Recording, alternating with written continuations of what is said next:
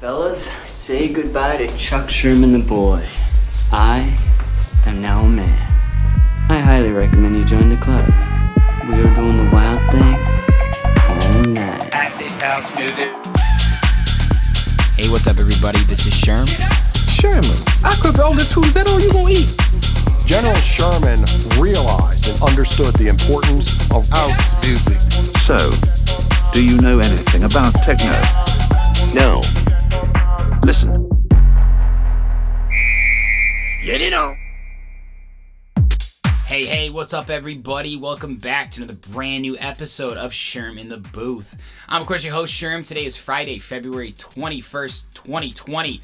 You guys already know this is episode 09999. We are one away from 3 digits, ladies and gentlemen. That is crazy to say. But I am so excited about this episode, guys. We actually had him on a year ago with our mutual friend Tim Emeny, but I knew I needed to give this guy his own episode to tell his story. He goes by the name of Dee Mash. Dee Mash, ladies and gentlemen, that's another name you want to add to the Rolodex. He is without a doubt one of Chicago's biggest rising stars for a multitude of reasons. With a slew of originals and remixes under his belt and an incredible live resume, Dee Mash has it all. But he's one of the most hardworking people I've ever met. He moved over from India at 8 years old. He was raised by a beautiful family who's always supported him. But I don't want to talk too much, guys, because this guy has the best stories. He's so smart when it comes to social media marketing. He's a genius at production, but he's the first person to tell you that it didn't happen overnight. So I want to get in this one right now, guys. Dee, thank you so much for taking the time. I went up to his place in Lakeview. We sat down in his studio. Just a great environment. So much good energy in there. So without further ado, guys, let's get into it right now. This is episode 99 with Dee Mash. Dee Mash! What's up, man? Dude, I'm so excited that we're finally getting to do this, just you and I. Yeah. Last time Tim was there to fuck up our interview. Shout out Tim Emeny, douchebag. Just Fuck kidding. Tim. Really good guy. Really good guy. And just said he sent me a poster for an event we got coming up, so I love working with him. But when was it? That was over a year ago. Just over a year. Wow, was it around this time? Yeah, Or was it around in summer? it was. I remember it was right after New Year's. It was right. Oh after. yeah, it might have Right been after. right around like a year ago today. Yeah, it was. Wow. Well, it's meant to be then. Yeah. A lot has happened since then for both of us. Yeah, time flew, huh? Really though, but we originally crossed paths in North Coast 2018. Yeah. Silent disco. I It's a remember good time. somebody said, I'm going to see my friend Dee, and I was like, oh, Dee Mash? And I stared at the lineup, when you're in your first We all lineup. did. Who's on this Who's one? this guy? Who's I gotta this- see him. Who's this guy? Even before. Why is his name before me? Right, exactly. It's what? alphabetical. Did you used to study local lineups before you even started getting stuff? And you're like, who's that? Who's this? Not necessarily, but I think a few months ago I was doing this. Something About Spring Awakening came up. EDM Chicago. Yeah. AKA Savage Chicago. Uh-huh. Oh my god. And I was, I don't know, but it was somebody posted 2013, 2014 flyer of Sanf. And Dude, I saw that. I was looking at it, and Louis the Child and so many party favorites. Boombox Cartel. Yeah, big acts were all the way on the bottom with so many of our local friends. And now Isn't that crazy? it's crazy. They're doing their headline tours. Seems like a long time ago looking at that, but thinking about everything that's happened since I've started, since you've started, right? Time goes by fast. So it's Fucking fast. if you don't keep that pace, No. you'll stay at Right that little there. lineup. Yeah. You'll get left behind. Not even that. You get dropped. There's so many people looking to take your spot. Right. Immediately, it's gone. Right. It's such a competitive industry, but Yeah. you've proven to me time and time again, Dee, that it's relationship driven. So I just want to start by acknowledging you. Thank You're you. such a great guy in the scene, an awesome producer, awesome DJ. You're so Thank helpful. For people that don't know that, you really are. And I think there's sometimes a stigma with Yeah. maybe young, successful, right? Yeah. You just are, bro. You're a stud. So Thank shout you. out to you. You're an awesome producer, releasing some great music, great shows. I feel like this is your year. Thank you. How you been feeling lately? Good. It got off to a nice start. My one goal was I want to play Aragon before 2019 ends. October comes by, no calls or emails for the show. November comes by, and I'm they book that stuff out way in advance. So Right. I'm like it's not gonna happen. It's mid-December, and I got a call saying that, hey man, we need someone. Do you want to open? Yep. We think you'd be a great fit. You bring on a lot of people, and I'm like, are you fucking serious? And Fisher, dude. Yeah, and I was sick, and they're like, "Well, you have 16 hours. Do you think you can get a set ready?" I'm like, "I need 16 minutes. I'll get it done." I'm coming over right now. Yeah, I can't let that go. So that was very, that was like very interesting how it happened. I was able to get that like one big goal in my pocket right before 2019 ended, and before 2019 had fully ended, I was already on this show from past weekend with Shaq. So that was it's been great. And then we rushed a release and made 2 versions of that and dropped it right before the show. So things worked out really well, I guess. They're good, dude. That doesn't sound rushed. And you were working on those. I was over here like a month and a half ago or something. That version literally started that week you came of. Really? So the first version had been done for the longest time, and I was like, I want to add a second drop or a second part of it, but I don't want it to be that type of thing where it's the same thing. Yes, I do remember you saying I gotta write the second drop here. Yeah, and I'm like, I don't want it to be the same second drop with a harder bass or anything. Right. So I had this second idea I was messing with. It felt just too generic or simple. Mm-hmm. And I just couldn't give it up. And next thing you know, just from one sound, the whole fucking track was born. It's literally 2 keys, the 2 leads that are playing in the back. Yeah. That are repeating every 3 steps. So that thing like birthed the whole track, and then I'm like, instead of releasing the VIP later, I'm just gonna push both of them out right away. I love it. I love that kind of like, Cascade is a huge influence on me, and I'm sure you remember his album Fire and Ice. Yeah, of course. I mean, what another level of production, right? Yeah. To remix your own songs. Mm-hmm. But I love how you kind of did that, right? Yeah. Like a VIP. I was thinking about this actually on the way over. Who started doing these VIP I don't edits? know. Because it's cooler. It's definitely fucking cooler. I think it started with like flips. Yeah. First they were called like flips or Yeah. edits. Yeah. And then I think like VIP was just like a harder or a different version. Mm-hmm. It was definitely harder. I think it definitely was birthed, or at least to my knowledge, more from like a dubstep, future bass trap scene, like where artists, like you see Nightmare, his song with, I think, who is it? Can't remember. Was it with Gunna or? The rapper. Yeah. It was ASAP Ferg. ASAP Red Light. Yeah. And then there's a VIP to that, and it's completely different. It's crazy. Yeah, it's like pleasing both sides of the fans. There are fans that just want to hear a good drop. Yeah. Combined to that, and there's fans who want to hear the vocals. So it worked out perfectly. Your music is very emotional, though, man. Thank you. Even though it's so bass driven, I mean, these shows we're mentioning here, right? Like, it's crazy to see you be able to open for someone and be on the same lineup like Fisher and also Shaq, right? Yeah. And I'm noticing more and more these days, and we've talked about this a lot, it's like people kind of coming to grips with the similarities and differences between the left side of dubstep and the right side of house, right? Yeah. There's one common element, and it's heavy fucking bass. Yes.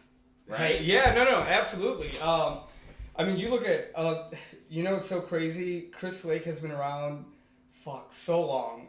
He used to play Spy Bar back in the day, and people, like, wouldn't have known him, or at least, like, fans that go to his shows now. And no way. And the same people are going to, like, Nightmare, Slander, Bass Nectar, Subtronics, and they love it. And at the end of the day, it's about just, like, music, and it's kind of cool to see how these trends have repeated, House started, Big Room came around, dubstep, future bass trap, and now it's all repeating again. Right, and it's so cool because every day the quality of speakers in these venues just gets better and better at festivals. It's like the only thing getting bad is the quality of my hearing and other people's, but that's definitely getting bad. Thought we talked about this. You gotta wear the earplugs. Yeah. You know what's weird? What? Everybody doesn't hear as well when they wear earplugs. I hear better for some reason. If I'm in a nightclub and I have earplugs on, I'm able to hear more clearly. What kind of earplugs do you use in the club? Well, I'm just using regular off of Amazon earplugs. I want to go to that place where they do a custom mold of your ear and stuff. Yeah. I've been looking into that, but I also have very sensitive ears and issues with that. As you know, I just got over, so yeah, I know. Massive ear infection. I just want you to take care of yourself, Dee. I'm trying. They're called manufacturing defects. I'm not a bad person at taking care of myself. We didn't ship you from China. Yeah, well, I don't know. Well, you are originally born in India. Yeah, I was. Let's start from the beginning. My parents always say, like, why are you always getting sick? Take care of yourself. It's your lifestyle. I'm like, no, it's the fucking manufacturing defects. I have nothing to do over this. I'm not doing anything to mess my ears up or anything. I mixed that track with an ear infection, and I was so, even to this day, I'm going back and I'm like listening in my car or headphones or different things, and I'm like, could I have done this differently? Could I have done this differently? Because the track was completely done, because my issue is the drawing the line between finishing writing and then finally going into mixing. And I like to be completely done with writing when I go into mixing, because what happens is when I start, and I had this issue for previous tracks, when I start, mixing, and then I started like, oh, I should change this and write this, and now I'm starting from top, and like, it doesn't sound, and there is 60 versions. So track was done, and I started mixing it, and I'm like, fuck, it just doesn't feel right. When your ears are plugged, it was like underwater. When not even that. When you're on an airplane, you get off and you're walking through that tunnel and you're constantly yawning and swallowing, waiting for that pop. Yeah, and it didn't happen for a week. It was the most annoying, frustrating thing ever. Jesus, but it sounds good now, I think. I think so, man. I think so. I remember we had a great conversation about your parents and how supportive they've been. I mean, contrary to popular belief, right? Like, I think what people know about the Indian culture just as a whole is very systematic, very religious, right? What was it like kind of for you growing up? I mean, at a young age especially. When did music come into your life? Electronic music even? Yeah, I think we talked about it when we did the podcast the first time. The very first time, or I think we talked about it last time you were over. Yeah. The very first time I saw a DJ, I think I was like 7 or 8. Yeah. And it was a wedding party. Great story. And this is why I love Steve Angelo, but in his like vlog size TV series, he says back in the day, music wasn't about who the DJs, it was about the speaker systems, how big they are. You never even saw the DJs were behind the speakers and stuff. And that's exactly what had happened. And I didn't even know who Steve Angelo was then. It's like these kids came in on like these little trucks and they're unloading these massive subs. Yeah. And then speakers on top, and then top line on top, and then behind him is a big table, and this guy's DJing on like pretty much what are DVD players. I'm not, and they call them modded DVD players. There are no turntables or anything. Was this an Indian party? Yeah, it was. I think it was like a wedding party or something. Yeah, that was crazy. And it was in like this little farm kind of thing, and I remember just seeing like it was. I think like 50 people just fucking dancing and stuff. But what was cool is like every time I walked behind the speakers, I saw like this guy was literally in control of every single emotion they're feeling and everything. He's controlling their energy. He's basically communicating. It sounds cheesy, but he's communicating to them through like all the music he's playing, the order he's playing it, the way he's bringing it in, and it was just amazing. And then back then, internet obviously wasn't crazy. Like DSL was just starting up in the U.S. and so what we had there were like cyber cafes. Foreign countries still have them. Yeah. It's like a Starbucks with computers and Wi-Fi. Right. So I would go there and try to learn about DJing and stuff, and I found the first virtual DJ. And it wasn't I'm sure everybody's seen the second virtual DJ, and most people probably don't even remember. It was just 6 channels, if you look at like Ableton or if you look at FL Studio. 6 channels and just mixers, and you can load songs on each of them, and it has a play and a pause button. No turntable spinning thing, no pitch tempo, nothing. No effects. No pitch tempo. Yeah, you can hold W and put up arrow and move like one of the channels up. You can hold Q and move one of them up. And it's, like it's a cheat and it was that's all that was. Yeah. And I used to just practice that all day, and I remember around this time GTA Vice City was a big thing. So half of the like cyber cafe was people just gaming. Yeah. Because most people didn't have computers there in their houses, so they were just gaming there. And the other half was like, people studying, and there's me in the corner just going ham, just trying to mix it. Just DJing, and they're like, "What the fuck are you doing?" I'm like, my dad thought I was just hanging out with the wrong kids and stuff. I'm this 7-year-old, 8-year-old kid walking to a cyber cafe. Right. And he's like, "What are you doing?" And I'm like, "I'm just learning things." And then I remember like I think like it was my 8th birthday, and my dad was a computer engineer, so having a computer in the house was like just essential. Right, of course. And that was the first thing we got, and it was like the best day of my life. Wow. But you didn't have internet, so what you do is you go to the cafe, you get a DVD, you put the software on there, you come home, put it on there, load it up, and that's it. And wow. I used to connect like these 2 small speakers to the computer, and then connect our TV speakers to the computer to get as much sound. Part of me thought it was louder, but what the driver actually did is just split the sound signals to the speakers. So no matter how high each speakers were, they were all the same. But I thought, a good time though. I was having the greatest time. Neighbors complained and everything. What were you playing? Anything and everything. Like, everything before like Zombie Nation. Who is the like Sandstorm? No, even before that, like old. I'm talking like before Steve Ash and stuff. Like Edward Maya was famous back then. Did you know those songs? Yeah. We're going deep. Who else am I thinking of? Justice and all these bands, Daft Punk and stuff. And this is like when LimeWire was starting to get famous. Yeah. And my parents just saw that I was different. Yeah. Here are my sisters coming home from like Catholic schools in like full uniforms and stuff. I'm sitting there, my feet don't even touch the ground, and I'm just clicking at it. Playing loud. Yeah. And, you know, people were like playing outside and stuff, but I was just doing this. And I used to put my speakers, because everybody plays on the street, so I would put my speakers on through the window holes so just people could listen. That's it. Yeah. And for some reason, I thought I was going to impress everybody with this. Right, of course. Yeah, that's like my earliest memory of that. So you moved from India to when you were 4 years old? No, 8. 8 years old? Yeah. 8 years old. And where did you move to? Chicago. Illinois, yeah. Wow. Yeah. Did you have any friends that influenced you here? Like, who were you like doing this with by yourself? Yeah, it was just me. Nobody, I basically lost all my friends because you pick up and move to a whole new place. Right, of course. Did that affect you at all?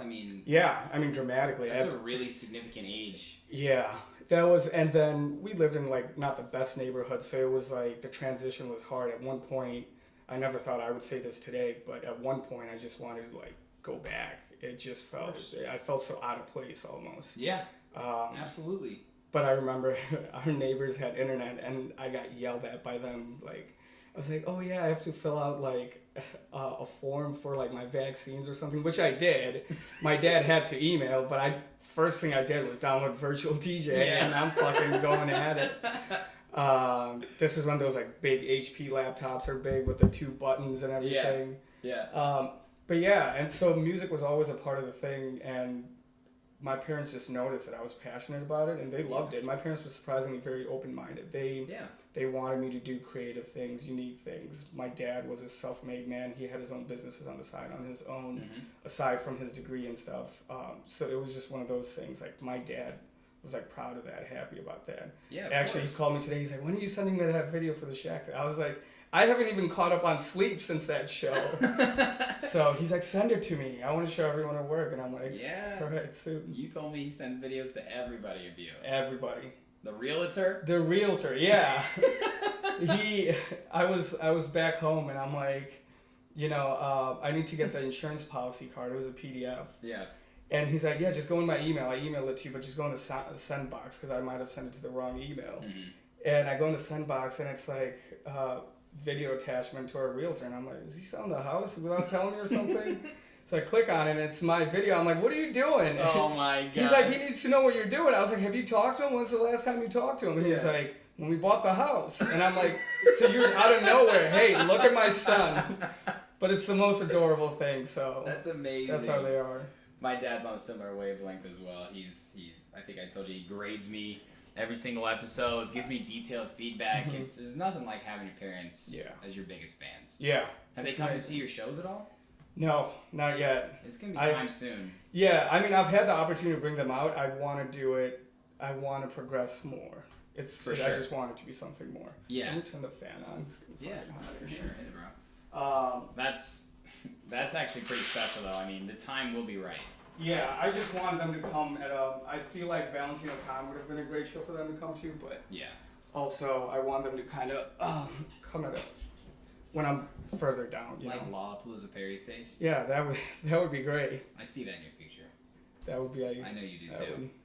I see it, but I try to just work my ass off towards it rather than say it. I'm very insecure with it. You've got a determined tunnel vision, and I mean that in the most proactive and positive way. Because you're so goal oriented.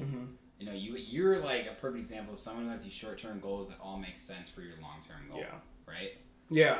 And when I started out, everybody has that bedroom DJ vision, stage, and that's it. And when you close your eyes, you're in your room, you're throwing your hands up, and you just see that stage. But as I've gone through the steps, I've realized that, first you're the opener DJ in your local bar. Then you don't just go to the next nightclub. Then you go to the mid slot in a local bar. Then you go to the headline slot in a local bar. Yep. And then you go to the smallest nightclub opening slot. It's slots, then venues, and then cities, and then around. And you gotta earn it. Yeah, you gotta earn it. So many people aren't willing to, and weight is not even sometimes. The more I talk about this, and the more I discuss it with people like yourself, right? Like, I used to compare it to a line, and I think everybody's waiting in line for a great roller coaster, right? And the roller coaster is, let's just say Perry Stage again, right? Yeah. Like, people are like, all right, one day I get this small bar gig, 20 of my friends come.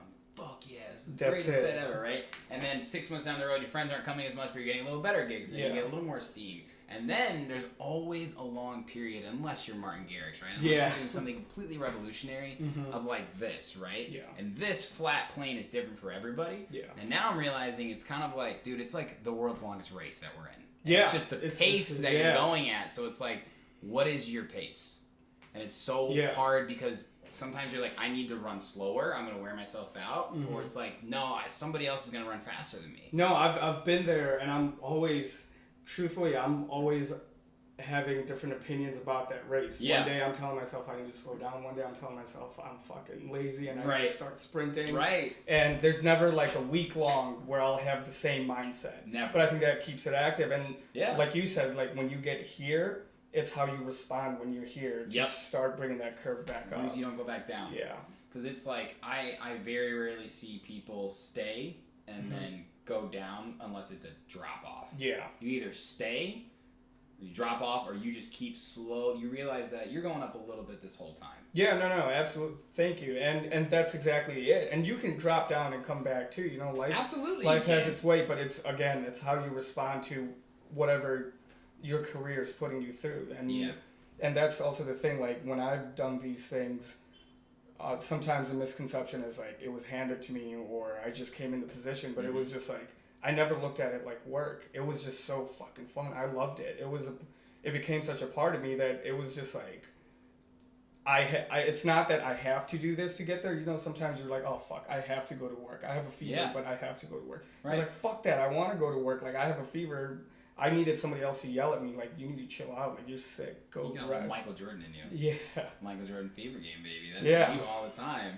Yeah, and that's why. And then like sometimes after a few milestones, I'm like, fuck, it never felt like work. Right. And I love that. It felt so good that it never felt like work. Right. And I think the important thing that people need to understand is it doesn't feel like work, but we're working hard. Yeah, we're working hard. And that's also the thing. It's sometimes when you get put on a stage at North Coast and stuff, I was questioning myself. I'm like, do I even deserve this? Like, or did I come into play? But then it's like... You're so humble, man. Yeah. Like, you deserve that, Dee.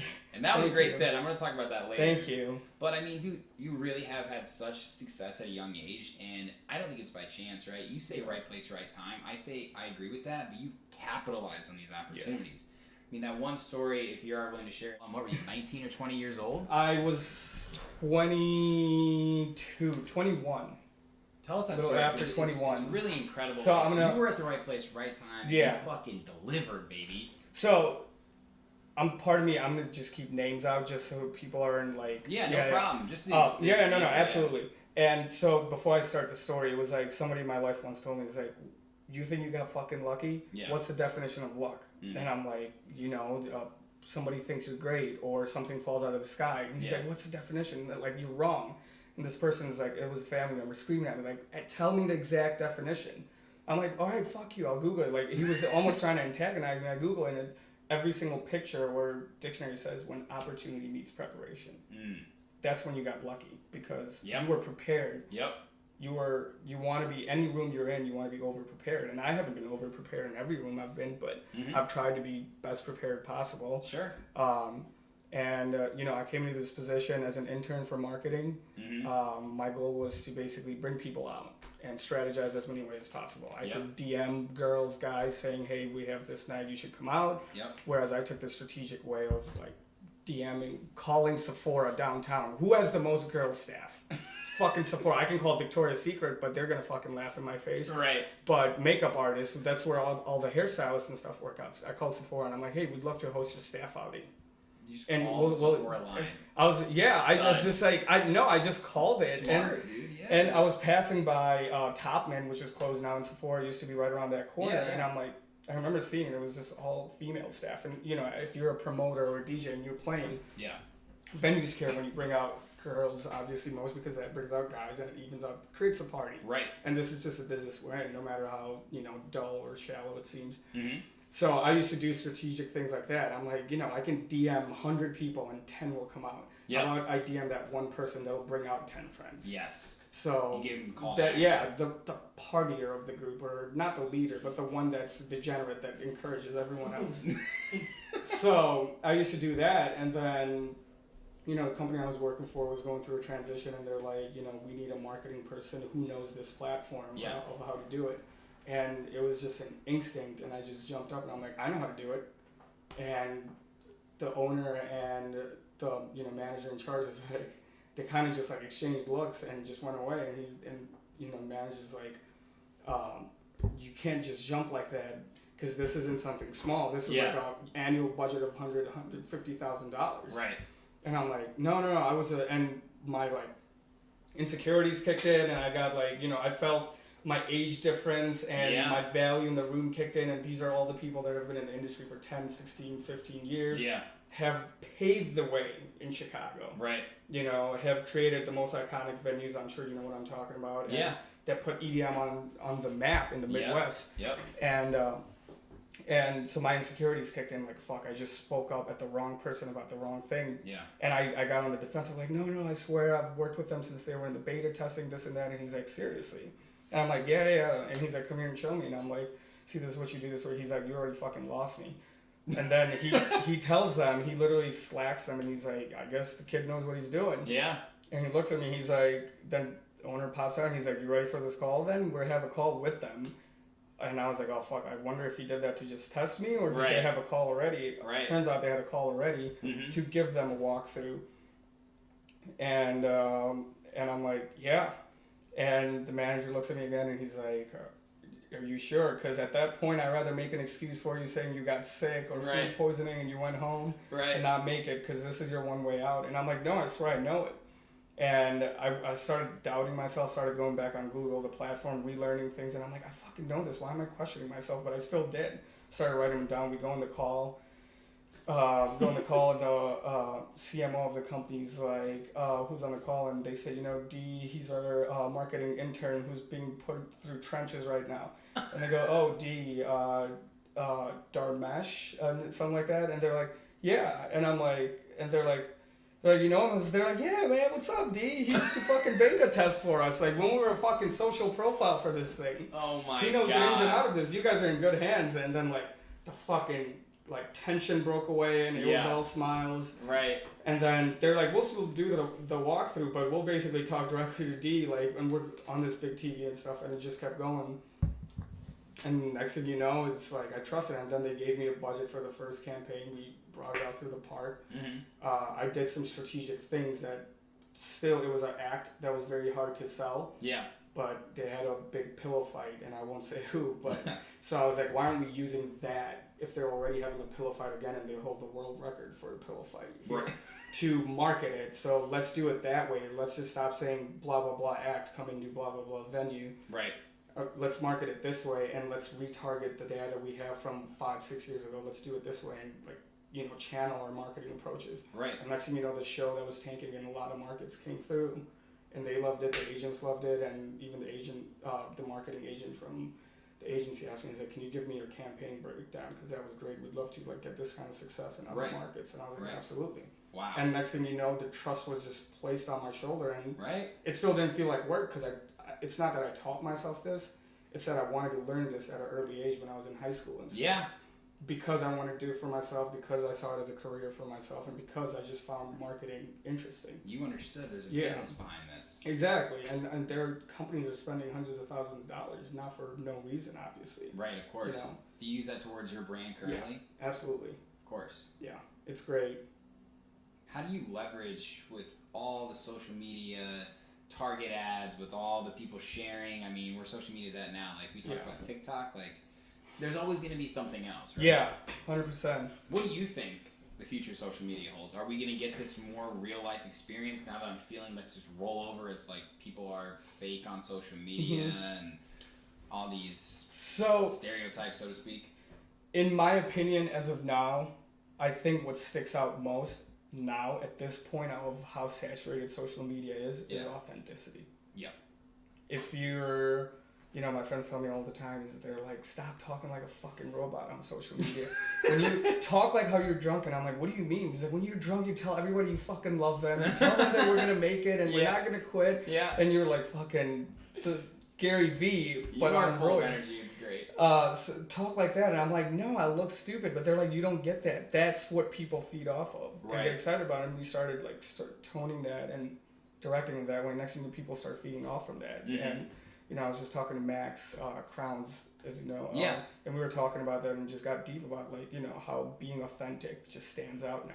Absolutely. There's a lot of people that do for the content, which is great. You got to feed your fans and audiences content, but you also have to be authentic to them. And Max said one thing. He's like, "Don't you feel like you know Skrillex like a friend?" Yeah. And I was like, you know what? I never thought of it that way, but I'm not gonna be like, yeah, I know Sonny, because how that was a meme a long time ago. Like, you mean Sonny Moore? Yeah. But you really do. When he steps on a fucking CDJ, or when he goes on a Twitter rant, or when he gets arrested at an airport for blasting music out of his Tesla, you really feel like you know Skrillex because he's just been authentic. He's who he is. It's almost like without him even saying things, like he went on this I don't even know if it was a hiatus, right? But he wasn't just releasing a ton of music. People were like, where's Skrillex? And I was like, dude, he's just taking a little break. Yeah. Right? Like, he's my boy. He's just quite nice. Yeah. Good, man. And you understand that. You right. understand when he's not releasing music. You can almost tell and presume what he's going through and stuff. Right. Which is great because they do the best job of just being themselves. I totally agree. Authenticity is what you have to do. Yeah. I mean, these real life conversations, all the editing. I mean, it's just fucking crazy, man. It is. And I feel like social media wise, every person who's on social media is getting segmented by Facebook and Instagram in certain forms. Now they really are. Yeah, and which is great for marketers. Right. Sucks as a consumer, but at the end of the day, Facebook's goal is to make the experience better for you as a consumer and you as a marketer. Right. So essentially it works out better for you. If I interact with a certain video, I'll see more of that video, and essentially that it should be like that, Yeah.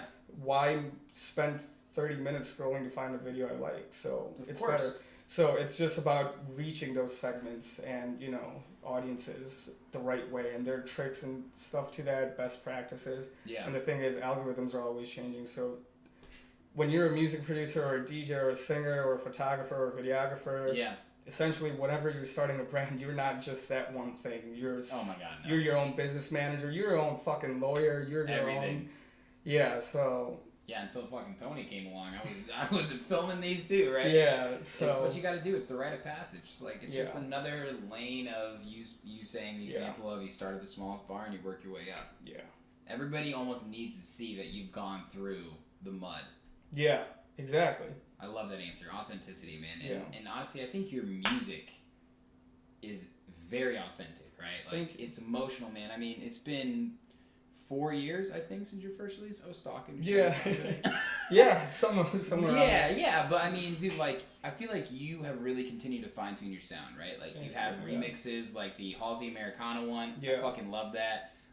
Post Malone Die For Me, Sia Audio, and originals sprinkled in there. I.O. with Zach Marshall, personal favorite. Love that. City of Dreams, your biggest hit. Yeah, so far. Hopefully Ghost outdoes that, because that's my goal. Ghost is great too. Yeah, thank you. You took the words out of my mouth there. I mean, when you first started producing, right? What stayed the same in your mindset from an authenticity perspective, and what's changed? Whether it be music theory or even your thesis statement. Music theory wise, I'm a blank board. I wish. Very authentic answer. No, seriously, I'm fucking. I couldn't tell you a chord on here, but I'll play it by sound, or I'll mess up the first 2 times I press keys, and third time I'll get it. You hear it though. Yeah, and my thing is that I can also teach myself music theory from the books, but I'm also in the position where it's not that I don't choose to, it's also that I like my fucked up process. Yeah, sure. And I love that. I've had so many great accidents. The whole VIP, which is I shouldn't say this, but my favorite version of the track was born from me just messing with 2 keys. I was about to scroll away from the preset. Yeah. And I'm like, wait, I like this, but it doesn't go at all. And then Right. I'm like, what if I layer it like this, 3 days go by, nothing. Right. And then those stabs come along. So it's, to me, making music is just full of the best accidents that could ever happen to you.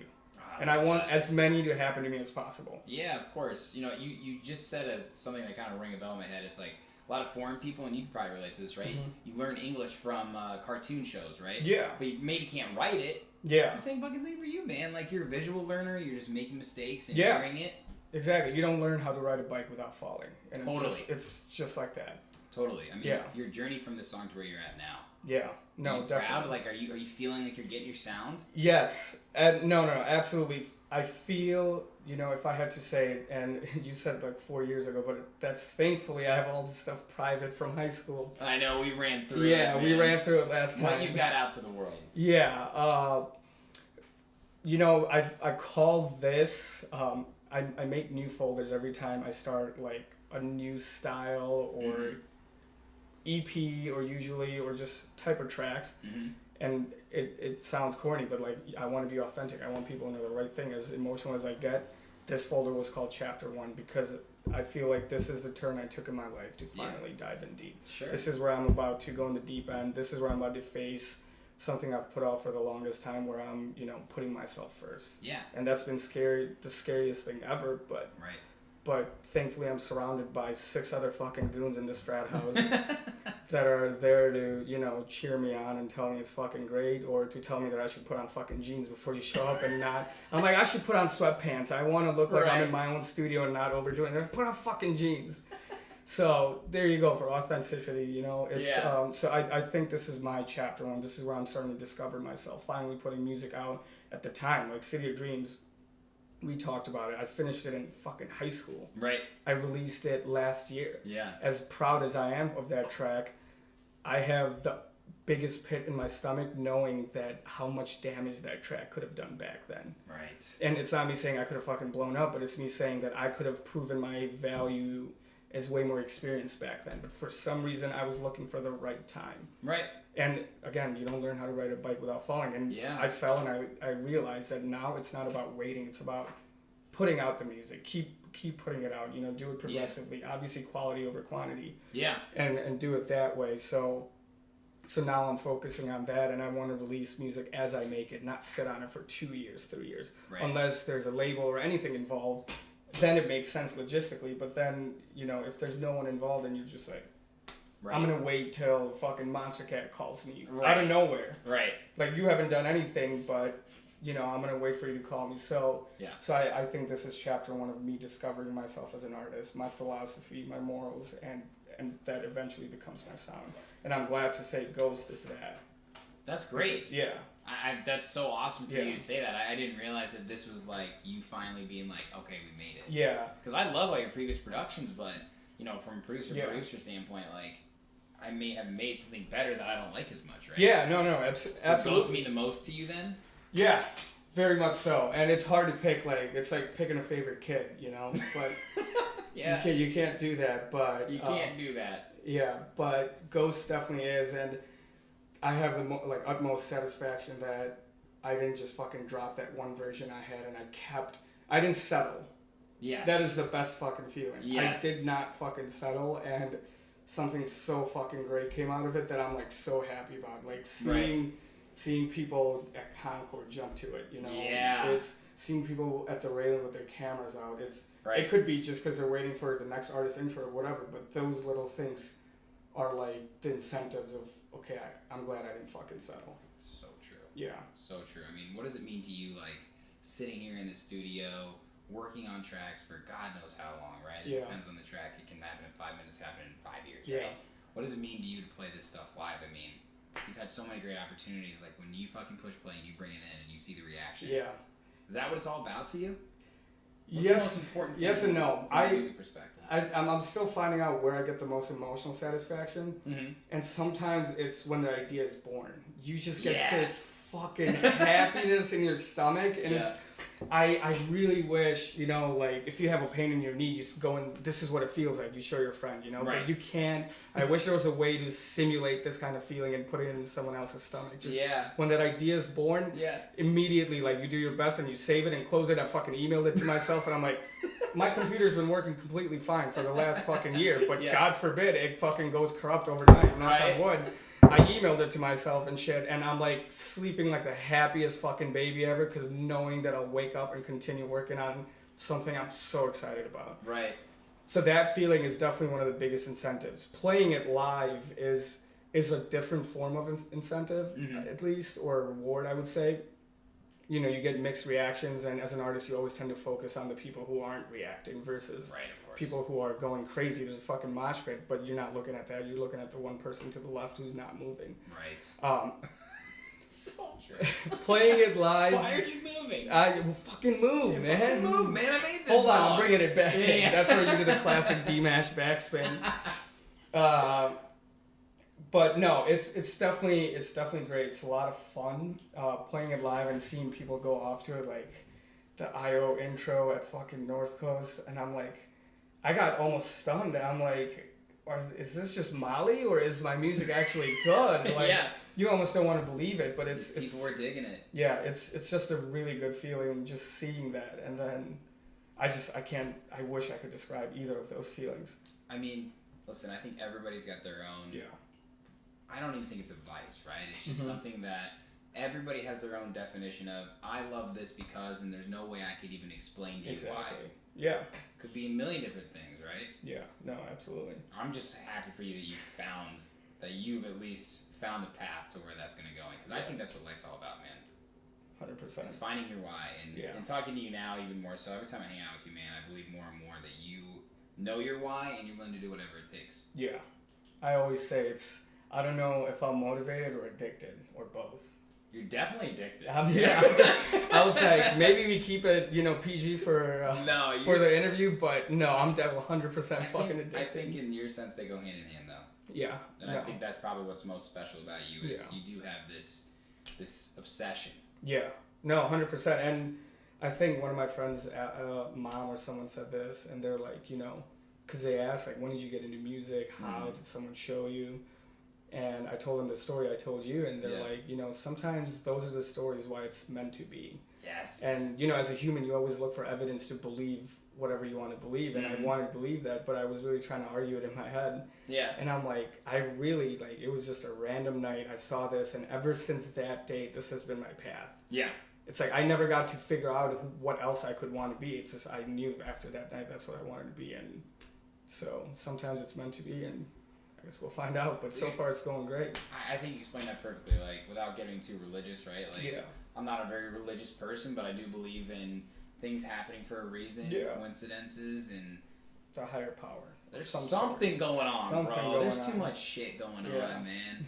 I can't remember what I was watching, some stupid HBO show, right, called, like, The Outsider, and it's about the Stephen King novel, and they're talking about, like, things that are outside reality, and people that, like, wouldn't accept it, like, all you see is real. It's like, dude, like, sometimes when you're listening to music, like, you can't believe it's real. Yeah. Like, I'm thankful for living in the now because we have this fucking incredible music. Yeah. I got these cameras, I got people like you, I got computers, right? Like, we can get this shit out, and that's fucking awesome. And that's great. And to think, whatever track I play you now, play somebody else in China, Asia, India. It's amazing. It communicates, for some reason, the same form of emotions in their own manner, but...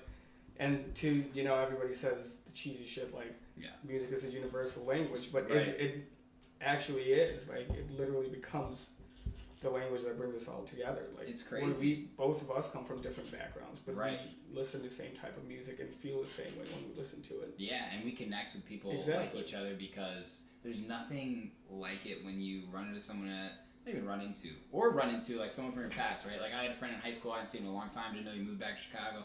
Saw him at like Spy Bar, right, on a Saturday night, 2 a.m. I'm like, hey, how you doing? He's like, sure, oh my God. I'm like, you like this type of music? He's like, yeah. I'm like, let's best friends. More. Yeah, exactly. So best friends. It brings people together in such a unique way, and fortunately, unfortunately, it pushes some people out, right? Yeah.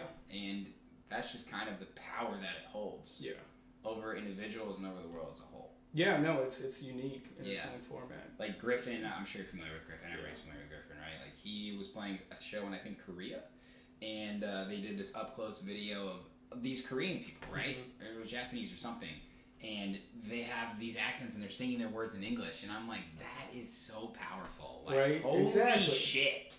Like some girl literally like this, like her boyfriend's behind her, like filming, and she's like, get out of my way. Yep. And I'm sure if you look up the video of him performing that song somewhere in the U.S., you'll find one person doing the same exact thing. And that's what it's all about. Yeah.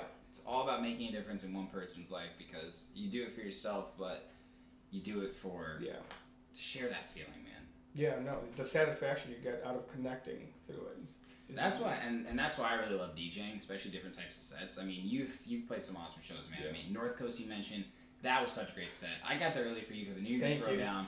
Dude, that was some old school trap, and I really liked that. Like, I love when you play that type of shit, because when I was in college, Original Dawn came out, right? I think I was a freshman or sophomore. The Floshernomics remix, man, and I was like, damn, bro, like, whoa. Yep, that's still in my set. Yeah. I played it at Shack, and did you? Yeah, 100%, and they love it, and that's my thing too. Like trap-wise, it's gotten like there's hard trap now. Death trap, like you said. No, there's dubstep and death step. That's what Shaq plays. Yeah, and there's fucking trap and hard trap, and that's an actual genre. Yeah, and I'm like, fuck.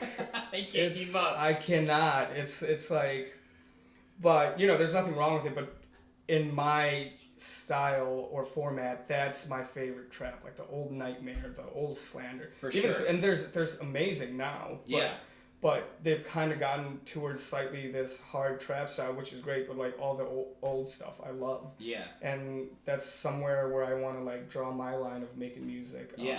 Like the VIP, I feel like it could be considered, you know, feature-based, trap, and dubstep, either of these genres. For sure. But as soon as I cross the line into dubstep, I'm like, no, I can't. Yeah. You know, no. Paul was like, you know, Shaq goes hard, you have to go fucking hard. And I'm like... Was Paul on the mic, by the way? Yeah. Yes. Yeah, he opened for an hour. He had to... Oh, did he? Yeah, he loved it. I thought he was just on the mic. No. He... I was like, I had 2 hours to play, so I was like, let's back-to-back the first hour. Oh, fuck yeah, dude. Yeah. It was awesome. Yeah, he got to experience that, and it was good. That's the first time he went on the mic, and I'm fucking saying this on the camera, even if it pisses him off. Yeah. Because I always give him shit for not going on the mic, and I'm like, you have to pop that cherry. Dude. And he did it at Concord, so props to him. He's so full of energy, too. Like, that could be his thing. He's a fucking goofball. Dude. You know how Dylan Francis went viral with the whole DJ Hansel thing? Yeah, of course. Paulo has 1,000% ability to go viral like that. He speaks in 6 different accents and has these 6 different lines he says in each accent. I will not imitate you because it will not do justice. It's so fucking funny. Yeah. And one of them I'm like, where did you come up with it? I'm like, what's that from? Because usually when you like imitate a line or something, they're like, oh, it's from a fucking TV show or South Park or movie or something. I'm like, where do you get that? He's like, I don't know, I just made it up. I'm like, what the fuck goes through your head that you're coming up with shit like this? Yeah. It's like, I don't know. So I'm like, as soon as you start releasing music, just post your stupid stories. Because again, it's authentic. It's who you are. And people will fucking love it. Jesus, dude. That's amazing. But I think the coolest thing one of the coolest things about you is, I never see you sacrificing a set for a slot, right? Like, you always play for someone that's in line if it's not a headliner. I mean, I love talking about your festival sets, but Galantis at Prism, it's pretty dope, man. Fisher to Aragon, like we talked about. I mean, do you think, like, if you're playing a headline set, like, do you know what you would play? Like, yes. Okay. It would be exactly like the North Coast set. Wow, I can't speak. Love that. Yeah. Love it that. Would. I love playing the, closing out for Chris Lake, opening for Fisher, those kind of sets. I love that music, and it'll always be in my library. And, if I'm ever headlining a club and they let the club stay open till 6 a.m., that's the stuff I'm going to go into. But yes. It's kind of like, I don't know if you were there the night Morton played. I heard about it. I heard it was great. He started with progressive house, went into like complete trap, dubstep, and then came back all the way to, like Chris Lake type, like chill house. Yeah. And then went all the way down to like dark techno kind of. Wow. And I'm like, that's a fucking big range. True journey. Yeah, and he did it very tastefully, and I realized that like that's kind of like my palate, you know. Fucking, it's like what you eat. I love eating all types of cuisines. Yeah. It's kind of like that, and I know a lot of people try to draw the line, and obviously as an artist you want to be within one lane. You can't be in six, but. Right. So that would be my one lane, like the North Coast set stuff. My music is in like 140 to 150 BPM, future bass, trap, that's emotional ups and downs. But that's good, man, because a huge thing about making money in this industry, right, is people want to come see a Dee Mash set. Yeah. For all you out there who haven't seen him DJ, you gotta fucking go, man. Just make sure I'm not drunk. Just make sure he's not drunk. Yeah. Just don't get any drinks. Do not pass me tequila. No tequila for me. Yeah, you can't no say more no. Tequila. You saw me on New Year's Eve. Yeah. No that was tequila. a big night. Yeah. That was a fun night. You had a good time. Yeah, I had a good time. You were giving pep talks. He gave me a pep talk. I'll tequila means everybody's getting to know that they are loved and they have the best potential in their life. I'm glad you're on that side of tequila. Alex. He was in China. He's like, bro, I'm at the fucking airport. I'm hungover. What do you want? I'm like, I just want to tell you I fucking love you. Damn it, while I'm DJing. And this actually happened. That's amazing. Somewhere along those lines, I literally texted him like, I fucking love you. Just want to text you, I love you. Yeah. God. Tequila makes me very emotional, and it makes me also not give a fuck about anything. Not like I'll get full of testosterone and start fights, but I'll start DJ. I'll jump genres like fucking. I'll go from 150 to 110.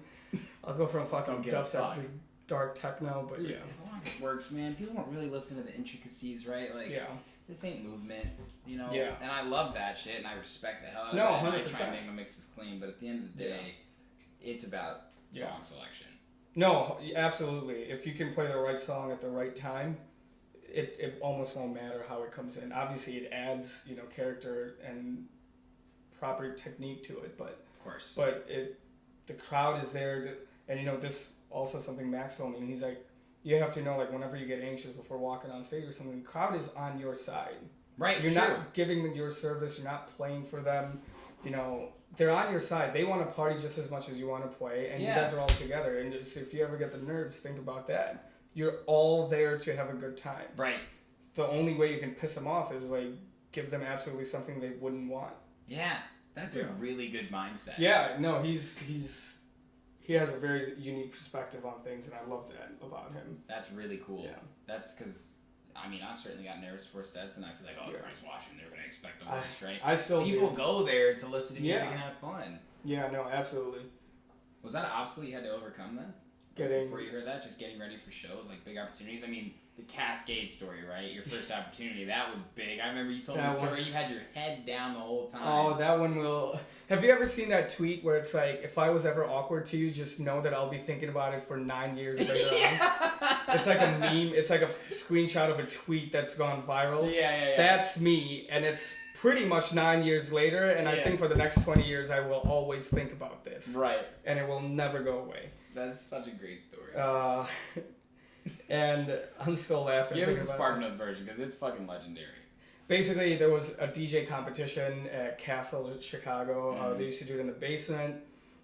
Essentially, it was, you have a 20-minute slot. There were 6 DJs. You were put against one DJ. Three competitors, basically, each get 20-minute slots, 6 DJs total. It was a club's way of getting people out and filling up their basement room. Yeah. Because how the judgment was done is like, okay, make some noise for DJ A, and whoever has the loudest screams. Right. And who do you think is going to have the loudest scream? Whoever brought out the most amount of people. Mm-hmm. So I didn't see that till I realized how the club business worked. But I was 17, drove all the way down. It was senior sleep out night. And I skipped it to come down here after I won the competition, and I had a 20-minute slot. But it wasn't technically direct support. It was, support, direct support, the 20-minute contest winner for Cascade's Navy Pier Show after party. God damn. Played a crazy set. To this day, they couldn't let me in because corporate was in town or whatever, and I waited in my car. I got here before the fucking club opened. And this is what Tao is now. So that street will always have that memory for me whenever I drive by there. So it's kind of unique that I got to play Tao too. Right, absolutely. I waited. I got there at like 8. The fucking club opened at 10. Cascade was going to go on at 1:30. I'm sitting there in my car this whole time. Why the fuck would I move? They could come out any minute. They could text me, but my whole thing was like, if I move, they might not text me, or they might just fucking not. I gotta be ready. And they texted me like, "Oh, be at the door in 10 minutes." I'm freezing fucking cold, waiting at the door. Fucking 40 minutes go by. I'm standing there. They walk me in. They're like, "It's packed. We're already at capacity. We've closed the doors. You need to bring the energy up because Cascade's he's late." Because that's why I waited like 40 minutes at the door. And right. So thankfully, I had prepared 3 versions of the set. Brought fucking 6 flash drives because God forbid I thought all of them were going to be corrupt. Laptop too. One set was called open, and I still format these sets this way. Yeah. One set was called like mid-open, meaning like mid-energy stuff. And one set was called just hot, meaning fucking burn it down. 20-minute set, still on SoundCloud, played it. To this day, I can't even remember what the crowd looked like, but because I don't remember looking up, or if I had looked up, I was so anxious that I don't remember because I just forgot. Trying to get through it. At that point, my thing was like, I just want to be done with the set and get off already because it was so overwhelming. I felt so out of place. Nobody knew there was no one with me there. Right. Played the set, Cascade and his TM walk on. I end the set, and Cascade's like trying to say, "I like, good job, little buddy," or something like that, and I'm like. I'm just trying to get out of the way. I didn't even see Cascade walk in or something, and I heard that. You know, sometimes somebody says something to you. Right. You hear it 2 seconds later. Yeah. You go, "Wait, what'd you say?" And then you go, "Oh," before they could even repeat it, you already figure out what they said. Right. It was one of those things. So I turned around, and he had already like put his hand away and just like kind of gave me a pat on the back. I could have turned around and be like, "I'm sorry, I totally missed that handshake. Let's redo it," which is what I do today. Right. And you can tell I fucking thought about this 900 times because that's why I know what I would do today. Remember this so vividly. I see it every time I tell this story. I see whoever was on stage and everything, and then immediately they walk me out. And the whole ride home, I'm blasting music but not listening to a word. You ever drive for so long and you're like, holy fuck, I'm already like this far ahead. But I was zoned out this whole time. Right. Yeah, I was zoned out. I'm not paying attention. I was zoned about thinking about how big a fucking moron I was that I missed like the biggest handshake. Like just so to this day I think about it, and maybe hopefully one day I'll get to tell him this story. You will. Yeah. That was definitely an obstacle, right? If I see him and have the chance to talk to him, I'm literally gonna be like, "Listen, I need a proper handshake from you," and he's gonna be like, "Why the fuck?" And I'm gonna be like, "You have 10 minutes for a fucking story," because I need this redemption more than anything ever. Now, here's the funniest thing about the story is he was late because he was skateboarding from Navy Pier. He was skateboarding from Navy Pier to not to the club or anything, but people saw him just longboarding, skateboarding. Like Cascade. He couldn't get, and then when he does ultra, he does these jogs, or he did it like 4 years ago, meet up and let's all jog together. That guy's a good guy. And then you watch his set and he's in just sandals, just having a great time. Or barefoot. Every time he's in Vegas, he's barefoot. I love it. We got to see him in Vegas, Chaos, which is no longer. R.I.P. R.I.P. God, hard to keep a business model like that. Yeah. Jesus Christ. Speaking of business models, man. You were just telling a story from 9 years ago, right? Mm-hmm.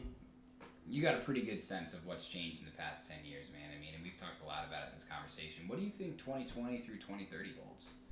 For you, for music, for electronic music? I always heard the phrase trends repeat because, you think about the most died out, washed out genre. I don't know what it is, and I don't want to say anything because God forbid this video gets out 10 years later, like Justin Bieber's, and somebody calls me out like he was talking shit about this genre, and now we're back in trend. Yeah. But think about the smallest genre there is. Like the Warped Tours and stuff were so hot when we were in high school and stuff. Oh shit! Yeah. And now you don't hear about them as much, but they're still going. Right. There's a market for that. Anything.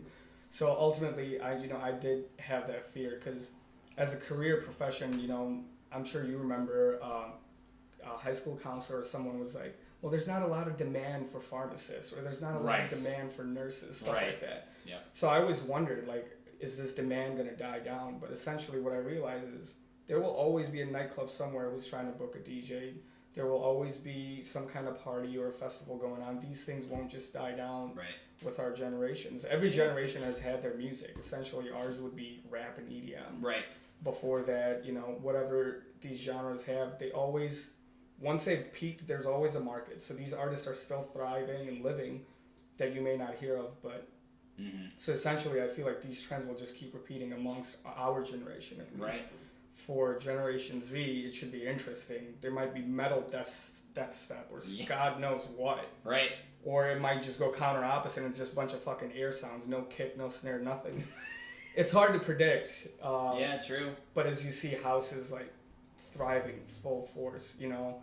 I was talking to Mike and he was like, yeah, we fucking had Chris Lake at Spy Bar and we did pizza meet and greet, and I remember seeing that video when I was in fucking high school. Right. At Pie Pizza, and now if you fucking, you know, Chris Lake sold out everywhere. Everywhere. So it's unique to see that, and I respect him, and I use him as an example because he's stuck by his genre. He's such a good example, man.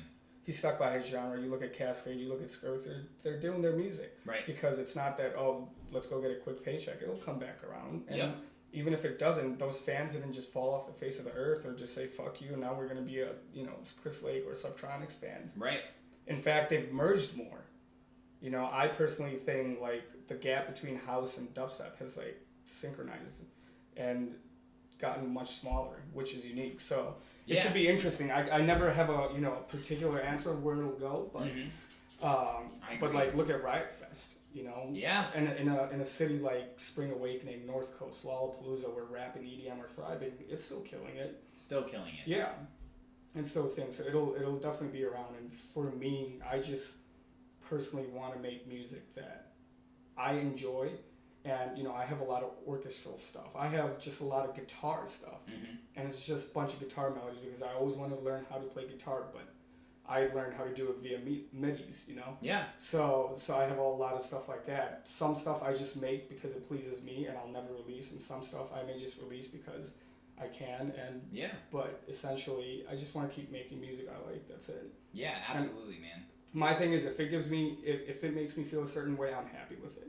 So I'll always ask myself, do I feel this way? Like, there's this one fucking fill in the VIP, right? Right before the drop gets stripped, and it's like it's a fill, it just goes, and that little fill, I spent 2 days trying to change it, trying to draw my own, trying to design my own, because I was like, this drum set sounds way too different than the drum and snare I have throughout the whole track. Right. And after 2 days, I'm like, fuck it. Because what I'm trying to do is trying to replace that and make it into something that sounds, using the drum set I'm using, right? Right. Sounds as good as that. I'm basically looking for a replacement of the sounds, but feels the same way. And after looking for 2 days trying to design one, I wasn't able to. And you know, this could be my inability to be educated or have the experience, and that's part of learning. But if it's not, at the end of the day, I was like, fuck it. I like the way this one feels. I'm trying to change it because from technical perspectives, it's wrong to have a different drum set in the middle of the track. But I'm like, fuck it. I like it. Yeah. You know, a lot of people made it by breaking the rules, and I'm not trying to enforce, like, fuck it. I'm going to break the rule and get bigger and better about that. Right. But I was like, if I like this feeling, then I'm going to do it. So that's how I see my future. Like, if it's going to make me feel a certain way, I'm sure there's somebody out there who will feel a certain way about it. You're not chasing a trend. You're following your journey. You're following your path. I want to follow my emotions. You're gonna last longer, man. Chris Lake is another great example, right? Like, he's not old, but he's older. Yeah, absolutely. Right? And he's still fucking kicking, right? And he's bigger than ever because he's just been going like this the whole time. The whole time. It's like we talked about in the beginning, like. And he's sustained. It's going back to this, right? For the last, and I didn't mean to cut you off, but the last few years, what were the trends? The dubsteps came around, the bass house came around, and he could have just fuck it or, you know, start giving people what they want, but he kept it going. Gosh. And then the trend itself came back around, and he put it on the map as well. But if you think about it from like a statistical point or economic point or any, like, you know, trend point, how like we as consumers, we as people digest music and accept it. Somebody has to put in the forefront and create it into the trend form. Absolutely. Deceiver and all these tracks, they've been around a while, you know. Yeah. But right now, Deceiver is probably the most played track in the last 6 months. Dude. So such a good track. I think dance music is gonna come, like dancing. Yeah. Right. Like, there's this. It's all a cyclical process. So I think your answer was fucking spot on, man. Yeah. Probably one of the best, honestly. This is episode 99. You gave one of the best so far. Exactly. So fucking props to you on that, man. Yeah, Teamwork. Sorry to the other guys that maybe said something different, but it's all a matter of opinion. So I definitely vibe with you on that. And what I think is going to happen is really people are looking to continue to go to festivals and clubs, and I think super clubs are going to be the thing as well. Like Radius is going to be really interesting to see how that works out. But people want to still go out and dance rather than like party. So like EDM, right, is like almost for whatever reason has a bad connotation sometimes. Yeah, so no, EDM 100%. Chicago, like you said, right? It's like, ain't no EDM in that shit. Like that's like the plur stuff, right? But like the concept of it all is music you can dance to, right? Dance music. Exactly. Yeah. So we're gonna get back to that. There's gonna be more live acts that kind of come in. I think Oregon City is really at the forefront of live house music with singers. There you go. You can dance. Like you're meshing together pop, house, live rock. Exactly. And that is what's popular. Yeah. No. Absolutely. That's Look what's timeless. And compare them to Louis the Child. Right. And study that dynamic, how they do it in completely different tasteful ways, but they have similar consumers. People listen to each other's music. It's so unique how we digest both types of music, and they're so different. Right. know? So true. And it's funny because those guys, both those groups, really good club DJs too, right? Yeah. So they get their fill, right? Like exactly. When I went for Gorgon at Concord, man, they fucking first hour was hard tech house, right? I fucking love it. And I fucking love it. Yeah. And it helps so much because it gives I stream Gorgon City, right? And they have their own label and stuff like that. But if like I'm an average Gorgon City fan, I probably listen to their big hits, right? Yeah. Like Go Slow Cascade, let's just say that, right? That's singable, it's not super intense, right? It's not very like tech. But then people come to those shows and then hear another side of it, and you see people getting more interested in the deeper levels of music. No, absolutely. And I think that's what opens their mind to it. Yes. The live aspect, you know? Absolutely. I always heard that once you start performing shows, your perspective on making music changes a lot. Yes. And when I had heard that, I hadn't played shows, and I didn't want to believe it as much, but I believe it so much now. I mean, my fucking side chaining changed. From something that technical to, like sidechain compression compared to like how I set my drum rhythm. Yeah. And where I place my fills and stuff. It all changed. And it makes such a difference. And when you say that, it's like it opens their mind to it. Like you think about imagination, right? Yeah. I can show it to my sisters who barely listen to EDM, and they're like, oh, I like this. Think about one of their other tracks that are not as well known. They'll be like, what is this? But if they saw that track live, it's a whole different perspective. Right. It's a whole different perspective. Part of the reason, like, I rushed, my whole thing is, like, never rush anything. So even though I don't fucking take that advice one bit, I always rush everything. But I was contemplating very, very much that, do I want to release this track and not be sure, or do I, because of this ear infection? I had 2 ear infections. Yeah. Do I want to release this track and not be sure, or do I want to, release and maximize on this opportunity of a show I have? Yeah. And I'm like, and I was like, I did my best. I don't know how big a difference I can make. Yeah. But at this point, I don't want to take regret. I want to present it to them live. Yeah. For sure. And the reactions Alex got on this camera, he's going to get a recap. And I can't wait to see it. It has a 360 camera, so it's insane. Dude. Yeah. I've been seeing those. It's really dope. Those are unique. Fucking, we were talking about speaker technology. About camera technology, dude. We talked about this last time. Yeah. Like, YouTube was a place where everybody went to listen to music. Yep. And I was just talking to a friend, like, think about, like, streaming world. Fucking YouTube was where YouTube was a SoundCloud, YouTube was a Spotify, YouTube was a Apple Music. Where did you listen to all your music in, like, when you were in high school and pre-high school and middle school? Fucking iTunes, but like all the videos and stuff. YouTube mostly. Yeah. Like when Akon Smack That came out, where were you listening to fucking music? YouTube. Exactly. Right? Yeah. But they were one of the last people to come into streaming businesses. True. And it's so unique to study that. And it's so, going back to that, it's like, when did we think like music producers were becoming big, but they had always been around? Who was producing rap, pop, all these beats?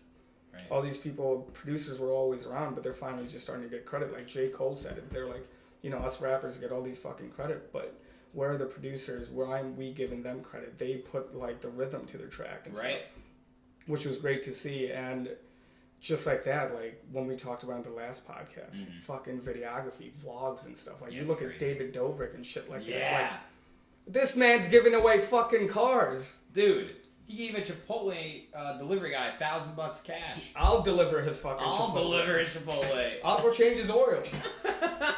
Definitely cut that out. Unless he actually needs oil change, then leave it in. David? Yeah.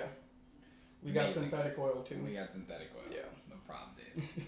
So true, man. I mean, I want you to give one piece of advice that you can for where you're at now to people that maybe are watching. I have a lot of people that reach out and always want to get in touch with the guests. What would be your one piece of advice from someone who's trying to make it in the music industry? So, I learned, took an entrepreneurship class. Not a very class person. So if I go to class, not that I'm bad at studying or I'm a bad kid. It's just if I know I'm gonna pass, I will not go to class. I did a whole fucking presentation that day and gave it myself, and it was perfectly fine. I aced it. Now I'm talking out of my ass. You're good. But took an entrepreneurship class, and the last day, the professor was a very enthusiastic entrepreneur, cared about his students. One of the greatest professors I had. He gave this whole speech about how entrepreneurs are made and stuff, and how there are Gary V's, Tony Robbinson's. There's everybody there to tell you how to live your life, how to be motivated, and stuff like that. But people aren't really there to make you realize that first you got to be the best version of yourself. Yeah. Mentally, physically, you got to be healthy. Like the track. If I'm fucking deaf, I can't enjoy this. True. It's like I'm not Adele, but it's like Adele losing her voice. Yeah. So my advice would be what he told us that day. And when he told this to us, and that's why I'm telling this backstory, is when he told this to us, he said it in such a simple form. On my way home, I realized that I was already doing that advice, and that is the reason. That was the answer to, do I deserve this North Coast slot? Do I deserve this Fisher slot? Right. That was the answer. And that advice was, and he fucking screamed it. He's like, just fucking be there. Be in the same room, be in the same club, be in the same circle. Yeah. You want to get into someone's circle, it doesn't happen. Just be there. Yep. And the bigger picture of this advice is, let's say you have all the music. Great. You got all the music out of the way. Look at Martin Garrix's story. Yeah. Spinnin' brought him in after they heard all the Ghost produced music he was making. Right. But he was obviously in some people's circles that he was Ghost producing for. Right. So go be there. Go in the room. Go in the club. Introduce yourself to fucking managers. Like my story I told you, I started promoting in Wicker Park. Yeah. At a club called Rhyme or Reason. Yeah. And the manager's like, if you bring out a lot of people, I'll bring you out to one of the city clubs. And it was Cuvée. And same thing like that. And you know what happened? I had zero fucking money. I was like, I didn't know how to promote. I looked up articles and shit. Nobody's writing articles how to fucking promote. But he's like, I need you to bring 30, 40 people in. And I was like, I'll bring you 60 people, but I'm only telling you I'll bring you 60 because I plan to bring 70 minimum. And he's like, that's fucking bold. And I was like, fuck, how much Red Bull did I drink that I said that? So instead of messaging people, come by, this and that, or something, out of my own pocket, I bought 2 bottles. Mm-hmm. And you have to think about, I'm 21. I just turned 21 2 months ago. Money.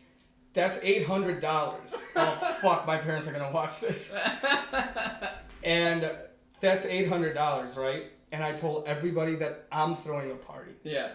I'm throwing a party at a bar. Yep. We'll have liquor. And instead of saying, you better be there and bring your friends, I said, let's go get up. Let's make memories. And I did it, and this was part of the, believing it to sell it, If you actually act like you believe it, at least, or actually buy into it. If you buy into yourself, first you have to buy into it yourself for others to buy into it. Yeah. So that was, and I'm like, let's go. I want to take the best pictures. I want you to be fucking thrown up by the end of the night. I want you to, and we brought out I think it was 119 something people. Jesus. 2 bottles were gone before I came back from the bathroom, and I could put my belt back on. For sure. Gone. But people came. They stayed there because other friends were there. Right. And then I realized that it's not that I hacked the system. I'm sure a lot of people have done it, but I was like, I took a unique approach. Now, I made most of the money back that I spent on bottles from being paid from promoting. Right. From that door, so many other doors opened up. Yeah. And I navigated my ways through there. But how I met the manager was I fucking DM'd him on Instagram. He saw it, didn't respond. So I went and liked my own message so he sees it. Didn't respond. Messaged him again, didn't respond. Went to the bar, introduced myself, didn't respond. Didn't ever get back to me. I said, to this day, kept showing up. Just kept showing up. Yep. I wanted to annoy him in a good way. And one day he said, you know what's good about you? What I like about you? You're a persistent motherfucker. Yep. He didn't have to be Steve Jobs, like a club manager could be a complete scumbag. Right. Not that they are, but he could have not given a shit. But he's like, you persistently annoyed me to give you an opportunity. Yeah. So here it is. Polite persistence. Yeah, polite. Yeah. Exactly. Yeah. And I was like, hey man, I'm here. Whenever you get a sec to talk. And I would literally just stand there with that one drink for fucking hours, see him run back and forth, go on the mic, walk in tables, stuff like that. Yeah. So when my entrepreneur teacher gave me that advice, I realized I was just there. And then that room changed to a different room, the different circle, and I never left till, not that I got my way, but till I earned my way. Yeah. To just be there. Like last time I said, learn the business side of the music, the networking, and it's equally, if not, I think it's more important than almost having good music. So true. And so that's essentially what this translates to. Be there. Just be in the room, be around the right people. People will notice you eventually. Just so contribute. Sacrifice the times when it's easy to not be there. Exactly. And don't ask for shit right away. Go be there and tell them, hey man, how can I be an assistant to you? Yeah. Yeah. And it's hard though, because it's not like we're all born with a savings account, so most of the times we can't afford to do that. I couldn't afford to buy the 2 bottles, and I'm sure I'll get a call from my parents if they watch this whole fucking video, but that's fine. Because now made it back. Now it's 4 years later, Mom and Dad, I fucking made it back. Indian parents still get in trouble 4 years later. Yeah. Oh yeah. They'll come home right now. But just fucking be there. I love that, man. Do your best, and support others, and then you can ask support back. I love that. Well, I'll be here to support you, man. Thanks, bro. What's next for you this year? You just had a big release, big show. Anything you can say? Right now, I'm focusing on. I'm trying not. We had this problem last time. Yeah, I know we had this problem. So right now I'm focusing on initially marketing these releases and getting them out there to the right ears and stuff. Great. Which, you can't just, and here's another piece of advice, just because you dropped a track and got it on some repost chains and got a few features doesn't mean it's done. Majority of the track marketing, think about the movies, once they're done being shot, they do a whole fucking press tour to promote it. You got to do that. You got to think about it like it's your brand new clothing line or your brand new shoe you drop Kanye, and you got to market it and sell it. Right. So that's my focus right now. There's a really big track I have coming with a really fairly big singer. Finally, for the first time, a few of my friends and everyone have asked for a female singer. So I do not want to say the name yet. Okay. But once I have something, I'll send it your way for some feedback. I'd love that. I love that, man. And then some interesting shows this summer. Okay. Lala isn't one of them, but hopefully sometime down the road. Absolutely. Since you brought that up. Any Chicago guy, right? Yeah. That's such a dude, that's just like.